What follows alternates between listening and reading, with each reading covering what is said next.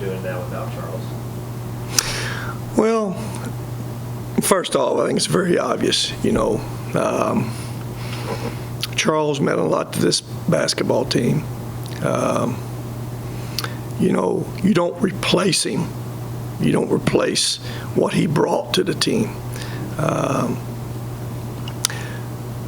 So what we have to do is figure out ways to do it differently. And again, I like the guys who are in that locker room. Our goals and what we're trying to do hadn't changed at all. We just got to go about trying to do it in a different way.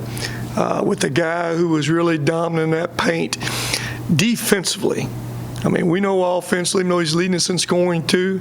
The thing you can find different ways maybe to score points differently. We got some guys, multiple guys can go score points.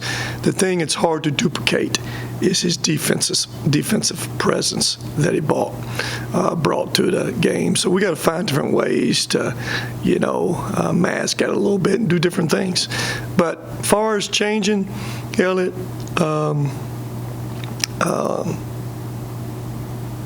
like I said, I believe in those guys in the locker room. They have a lot of confidence. We just got to find a way to go do it in a different way right now. How good is it that the timing has been what it was? You had a time off, now you have an exhibition game for Tuesday. Well, if you're asking me, I wish the timing, we never had it. I wish we didn't have to deal with it. You have to. I understand what you're saying, yeah. I wish we didn't have to deal with it, but if you had to do it and have a little time to figure some things out, it couldn't have came probably at a better time with finals and all that. It gave us a little bit more practice time for sure. How much strides have you made in that practice? You talked about the need for that, so now that's kind of gone the back end of that. Well, offensively, we'll continue to do the same things we've been doing. We'll do it faster. It's very obvious we won't have, and we'll see as the game's as played, his presence in there, even though he didn't always get the basketball certain times, or just his presence, was very obvious on that court. So now, Josh Anderson gets inserted into a starting role, even though he was playing starter minutes. He brings some different things. It probably makes us quicker and spreads us out a little bit. When I say quicker, definitely makes us play smaller, which in turn, I think offensively we can still score the ball. We just can't score the ball consistently with a double post down there on the inside that we had with Charles and Carson. How much do you use this in-season exhibition to really kind of now be almost a simulation for how the rest of the season is going to go without Charles and without the possibility of Kenny Cooper? Well, again, there's no good time for it, but if it had to come at a time, this is the right time for it.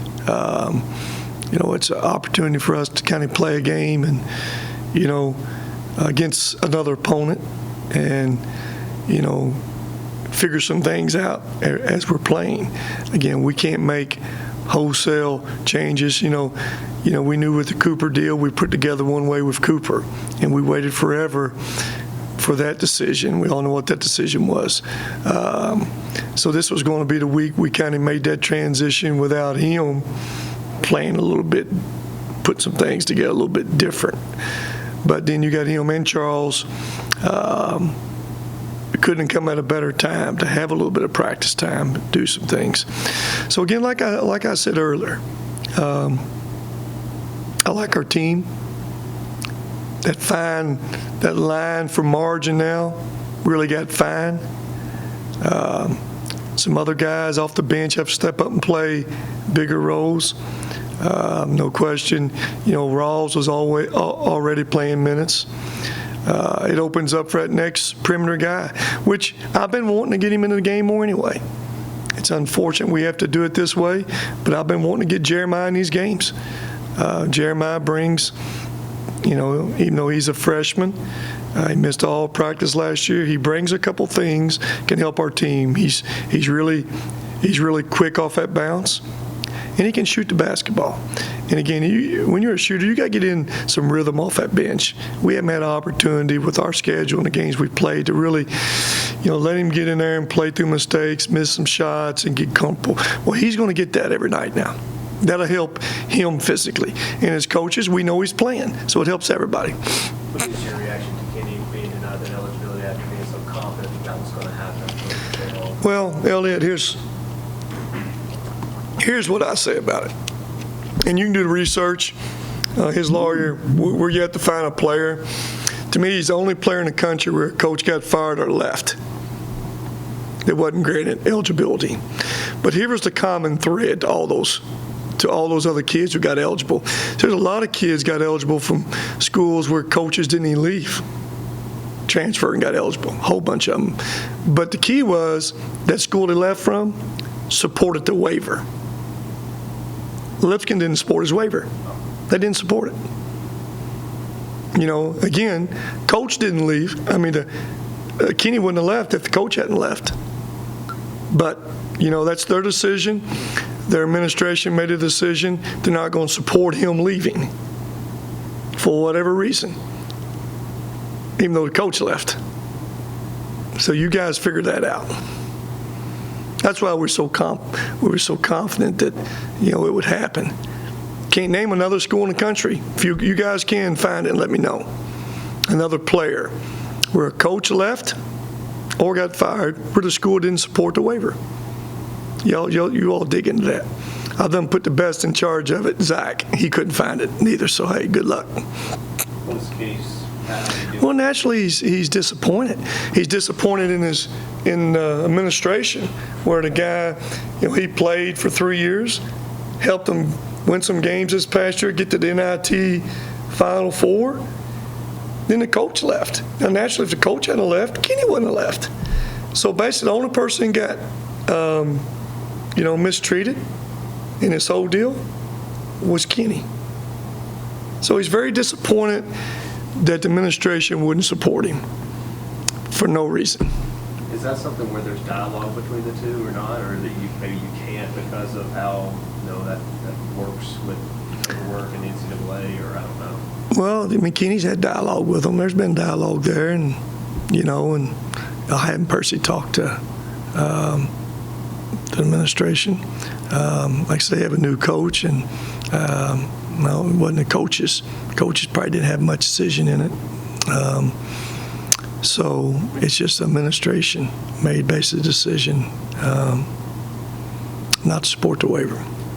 Jared said it's kind of like they can breathe now, or they can not worry about whether Kenny's going to be there now. They can officially move on from that. So, I mean, how does that just sort of change the makeup? Well, first off, it changes the makeup. Me walking this press conference and you asking me, heard anything on the waiver? So that's the first thing changes. Yeah, we don't have to worry about that no more. But it helps us all. I mean, like I said, we've been put together, spreading that floor, and guy really gets in that lane and creates for other people. And also with Kenny, I can say this for him, in the last 3 to 4 weeks, once we started playing, once he's got more comfortable, not having to think so much, he's really gotten good in practice. So it was I hated it for him. I hated it for him too, but like you just said, if Jarrett said this, we can all put it behind us. We know where we're at. We know the pieces we have right now. We know we're without him, and we know we're without Charles. But like I've said many times, we're not going to make no excuses. Hey, there's nobody feeling sorry for you. A lot of people, unfortunately, like to see that. But again, our goals haven't changed.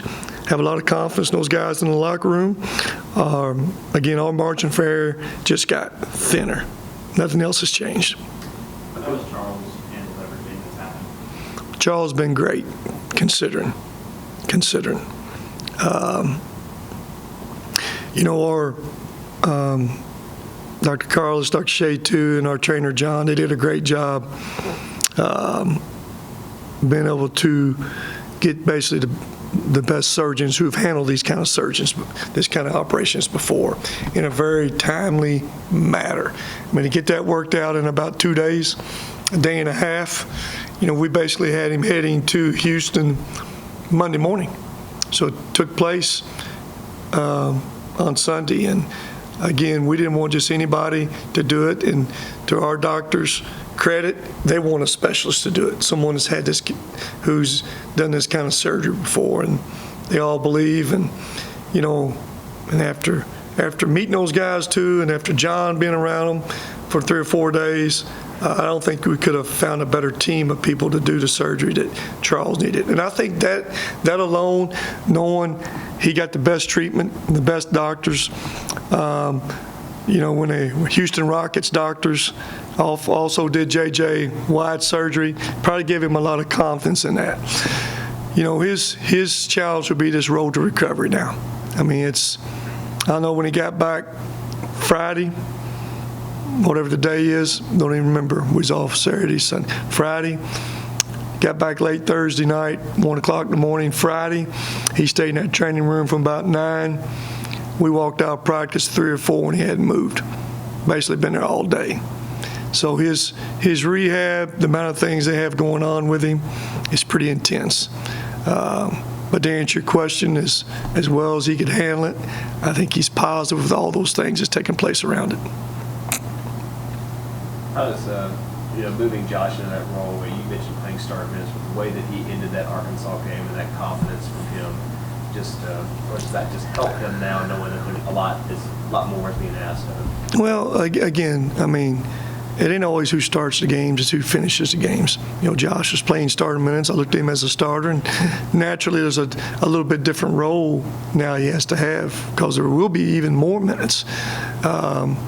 You know, he didn't do anything against Arkansas that we hadn't seen him do that we didn't think he could do. He's one guy can go make plays defensively. And, you know, the play he made on the jump ball, that's just an individual defensive athletic anticipation type of play he made, and it was huge for us. So he's the one guy defensively we love to have him on the court. You know, he gives us another level of quickness offensively too, and especially if you're playing smaller, quickness may get, you know, may even be, you know, better for us. So, you know, no question we need him to keep stepping up, because his role's definitely increased. How much do you look to Kozar and Gordon to also step up, just to add a little bit of size to the rotation? Well, they have to step up. You know, Matt was the guy we were bringing off the bench already. It's very obvious he's next man up. You know, he was kind of next man up behind Charles, but we had the flexibility of playing Carson down there then. Now there's no more flexibility. Carson's your starter, and I don't look at Carson as a center. I look at playing 4 guards and a forward. But that next man up right now, with some size and a little bit of experience, is Horton. But at the same time, Isaiah's got to be ready to step up too, because we got, like I said, that margin for error got real thin. We need all those guys to be able to step up, and whatever amount of minutes they have to play can be the difference in winning and losing.